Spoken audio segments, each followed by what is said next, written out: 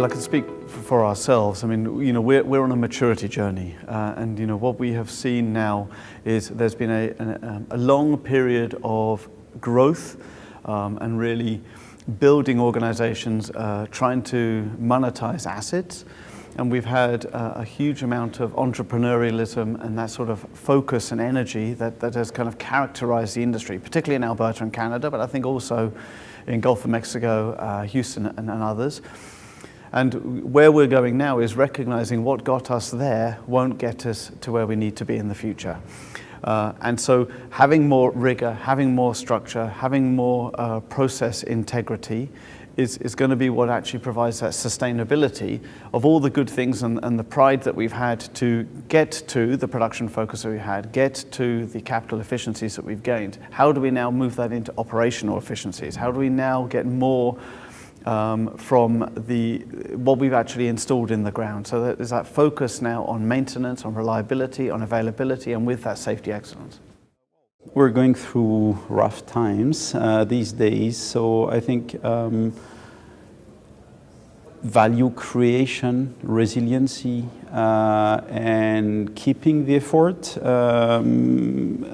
knowing that the Canadian upstream oil and gas industry has a tradition of stop and go when it comes to management processes. When oil and gas, the oil price is high, they tend to favor production, and volumes, and then they have money to develop processes. And when the oil price is low, they tend to stop and focus really on the core business, whereas the more successful operators are those who maintain the effort towards operational excellence. So I think stay resilient, keep working on your processes, and you will emerge stronger from the crisis.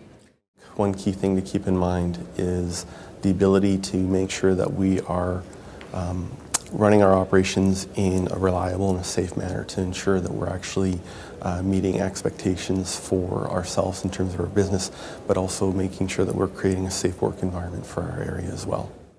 Operational excellence, there's not a particular difference for Canadian companies and related to what they should be focused on.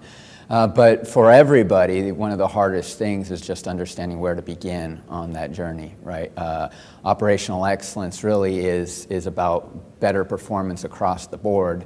And the question for many is, well, where do I begin? Do I focus on process improvement or reconciling my procedures, getting some new tools for data management or reporting?